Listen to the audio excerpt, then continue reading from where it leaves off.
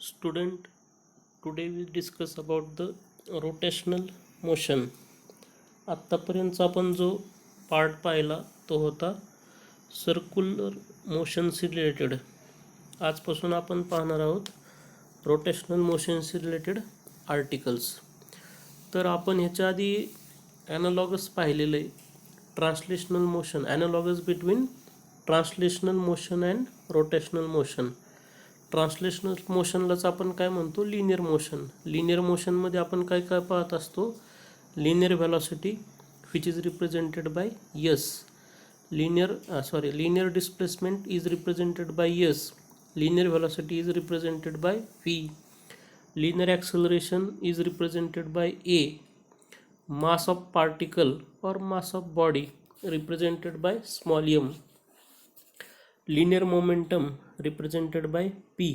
आणि मोमेंटम म्हणजे काय असतं, product of mass into velocity, that is P is equal to M V.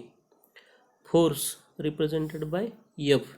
तर एफ फोर्ससाठी काही इक्वेशन असतं, force is product of mass into acceleration, that is F is equal to M A. Kinetic energy काय लिहितो आपण, 1/2 M V square, where 1/2 is common. m is mass of particle and v is velocity of particle. ह्याच्या आधी आपण हे पण पाहिलेले relation between linear velocity and angular velocity. काय रिलेशन आहे, v is equal to R omega, where v is linear velocity, r is radius of circle and omega is angular velocity.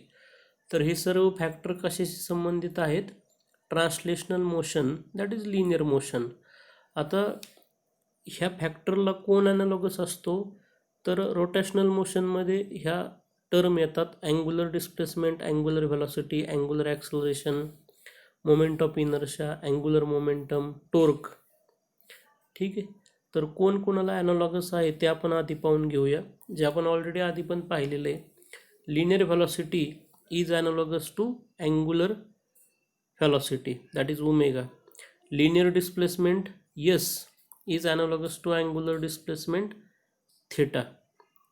Linear acceleration is analogous to angular acceleration alpha. Mass is analogous to moment of inertia, that is I. Linear momentum is analogous to the angular momentum, that is L. Force is analogous to torque, represented by tau. ठीक आहे. तर त्यांचे symbol आपण ब्रॅकेटमध्ये लिहिलेले आहेत. Angular displacement represented by theta, angular velocity represented by omega, angular acceleration represented by alpha, moment of inertia represented by I, angular momentum represented by L. आता ह्याच्यासाठी दोन इक्वेशन आहेत, L is equal to I omega आणि त्याचबरोबर L is equal to R into P. आणि P म्हणजे काय, product of mass into velocity, म्हणजेच L is equal to R P किंवा L is equal to R into M into V. Torque is represented by tau. टोसाठी काय equation आहे, tau is equal to I alpha. त्यालाच आपण दुसरं एक equation वापरतो, tau is equal to R into F.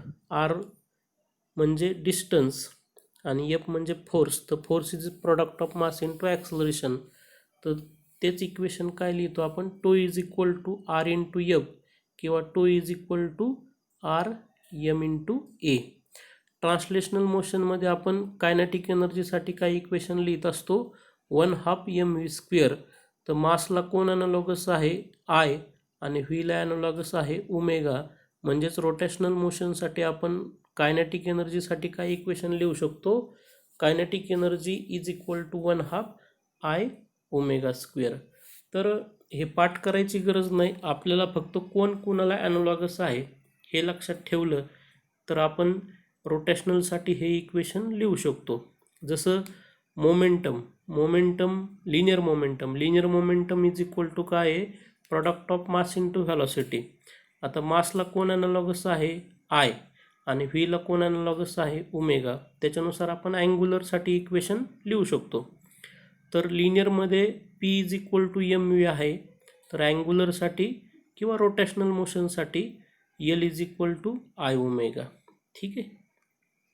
तर ज्यावेळेस आपल्याला रोटेशनल मोशनसाठी इक्वेशन ऑब्टेन करायचं असतं त्यावेळेस आपण लिनियर मोशनचे इक्वेशन यूज करून रोटेशनल मोशनसाठी इक्वेशन ऑब्टेन करत असतो. विदाऊट लिनियर मोशनचे इक्वेशन यूज करता आपल्याला डायरेक्ट रोटेशनल मोशनचे इक्वेशन ऑब्टेन करता येत नाही.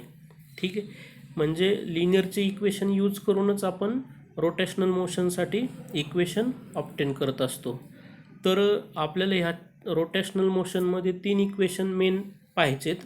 Equation for angular momentum, equation for torque आणि equation for kinetic energy of rotating body. ठीक आहे. तर पहिलं बेसिक आपण पाहूया moment of inertia of body which is represented by capital I. तर डायग्राम दाखवलेली आहे. डायग्राम आपण कशी रँडमली काढू शकतो. आता ही जी बॉडी दाखवली आहे ही n नंबर ऑफ पार्टिकल्सपासून बनलेली आहे. तर पहिला जो पार्टिकल आहे त्याचं मास किती दाखवतोय आपण m1 आणि त्या पार्टिकलचं ॲक्सिस ऑफ रोटेशनपासूनचं डिस्टन्स किती आहे r1. दुसरा पार्टिकल आहे ज्याचं मास आहे m2 आणि त्याचं डिस्टन्स किती ॲक्सिस ऑफ रोटेशनपासूनचं r2. तिसरा पार्टिकल आहे m3 ज्याचं डिस्टन्स r3 आहे axis of रोटेशनपासूनचं.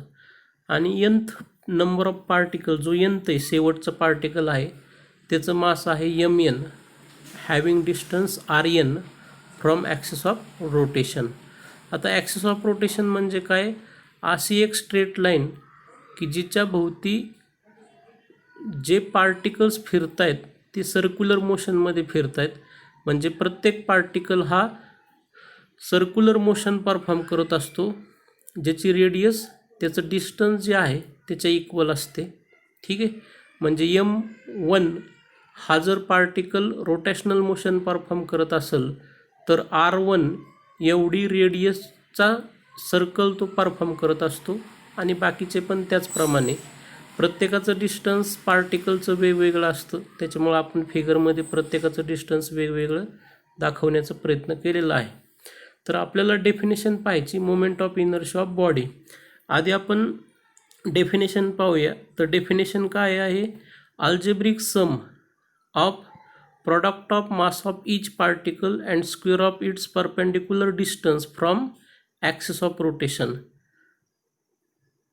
and this is called as moment of inertia of body represented by I. म्हणजे I साठी इक्वेशन काय लिहिता येईल, algebraic sum of I is vary from 1 to n mi ri square. I म्हणजे थोडक्यात काय, कितव्या नंबरचा पार्टिकल आहे तो नंबर तो I रिप्रेझेंट करत असतो. समजा आयची व्हॅल्यू जर 1 टाकली तर हे इक्वेशन काय लिहिता येईल, m1 r1 स्क्वेअर म्हणजे पहिल्या पार्टिकलचं ते मोमेंट ऑफ इनर्शिया झाला. ठीक आहे. त्याच्यानुसार आपण ते इक्वेशन खाली लिहिलेलं आहे.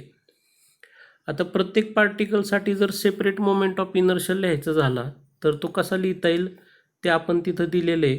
Moment of inertia of first particle. आता मोमेंट ऑफ इनर्शियाची डेफिनेशन, जनरल डेफिनेशन एका पार्टिकलसाठी जर लिहायचं झालं तर डेफिनेशन काय येईल, product of mass and square of distance from axis of rotation. तर पहिला पार्टिकल जो आहे त्याचं मास किती m1 आणि ॲक्सिस ऑफ रोटेशनपासूनचं डिस्टन्स किती r1. म्हणजे डेफिनेशननुसार product of mass m1 and square of distance from axis of rotation म्हणजेच r1 स्क्वेअर. तर first particle having moment of inertia m1 r1 square. Similarly second particle having moment of inertia m2 r2 square. Moment of inertia of third particle is m3 r3 square up to the nth particle. तर nth particle त्याचा moment of inertia काय येईल, mn rn square. म्हणजे थोडक्यात moment of inertia is product of mass and square of distance from axis of rotation. ठीक आहे. आता हे प्रत्येक पार्टिकलसाठी आपण सेपरेट लिहिलं. आता जर पूर्ण बॉडीचा जर विचार केला तर बॉडी ही कशापासून बनलेली आहे, n नंबर ऑफ पार्टिकल्सपासून बनलेली आहे.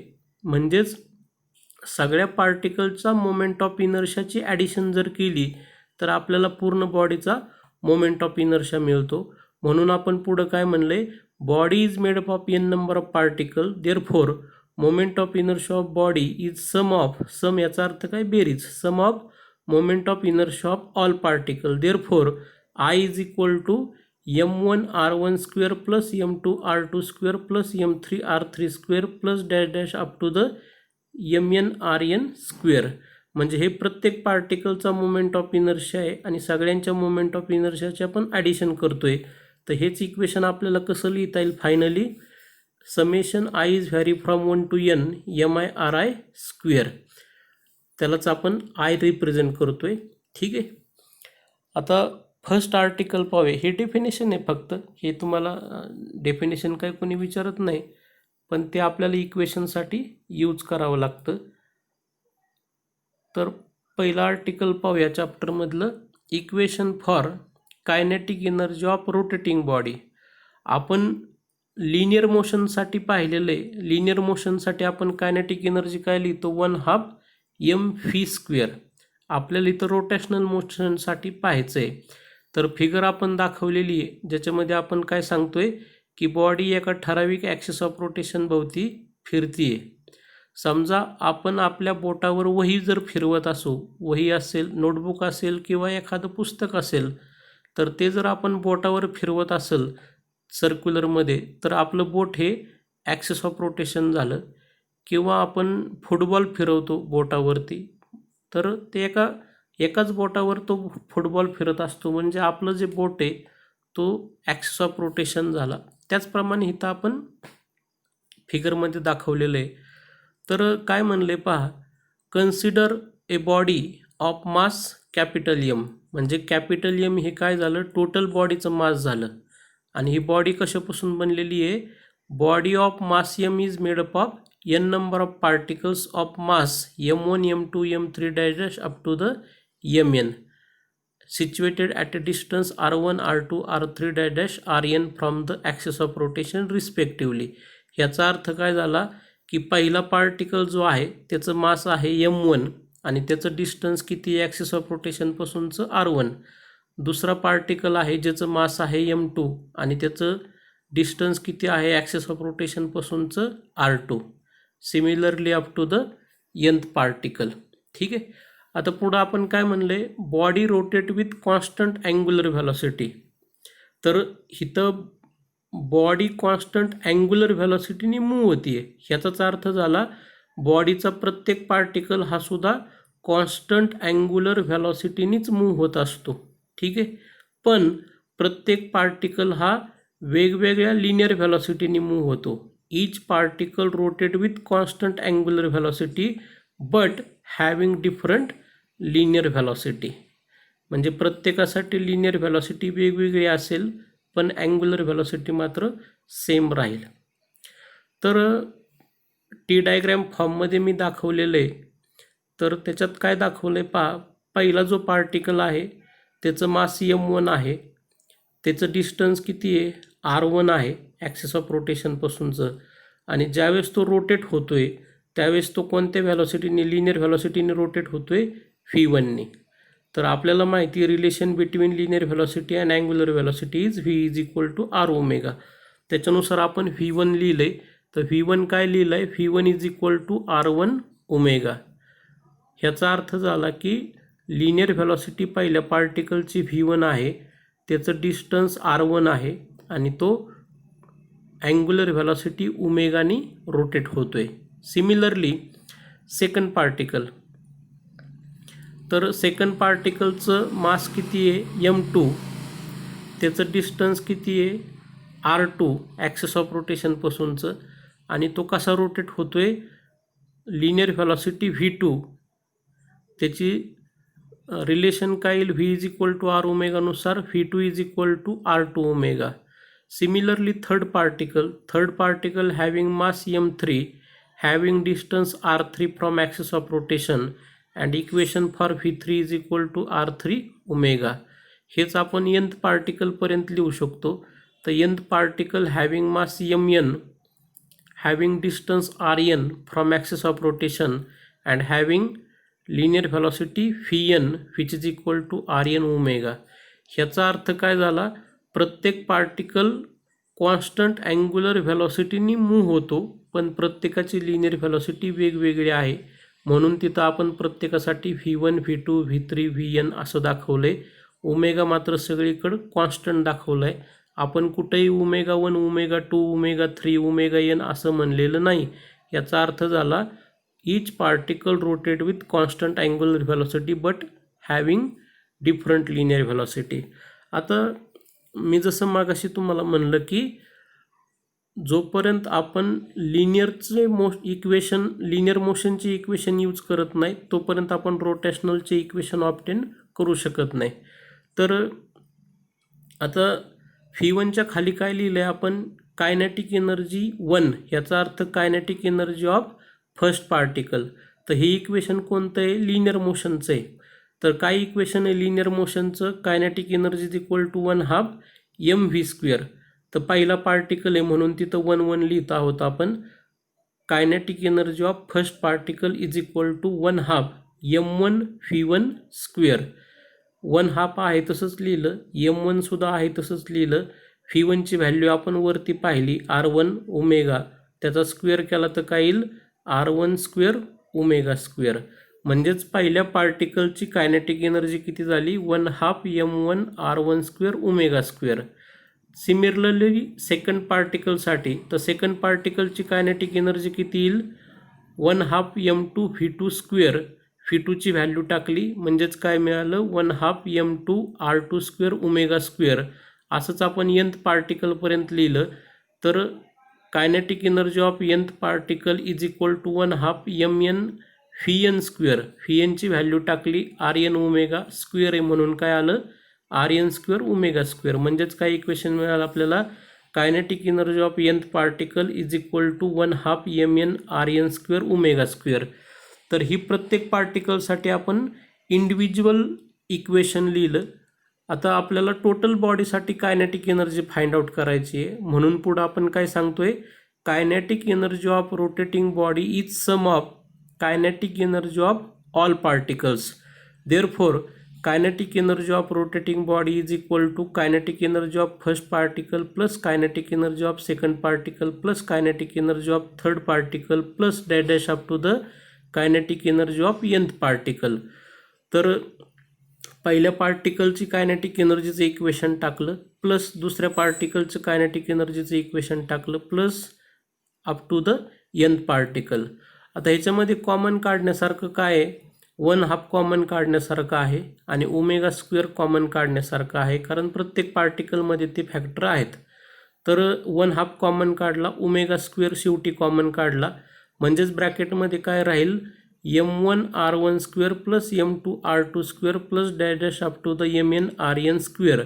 आता ह्याच ब्रॅकेटसाठी आपण काय लिहू शकतो, summation i is vary from 1 to n mi/ri². आणि तीच व्हॅल्यू कुणाची आहे, मोमेंट ऑफ इनर्शियाची. म्हणजे ब्रॅकेटसाठी आपण काय वापरला i, कारण आपण मागं डेफिनेशन पाहिली होती.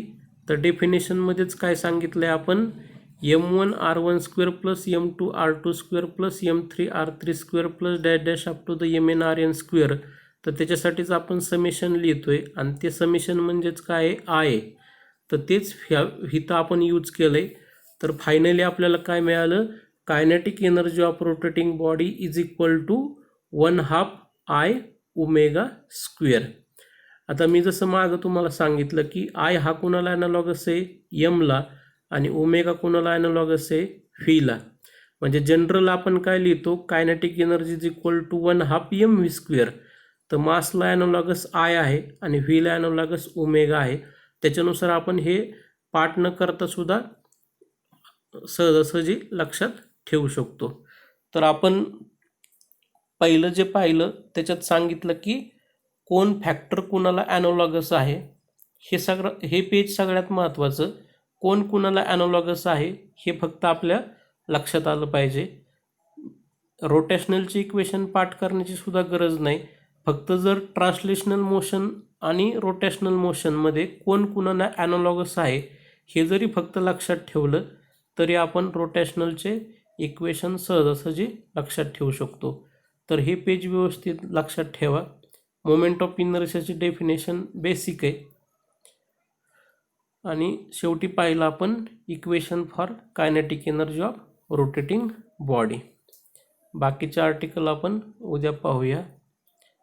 थँक्यू.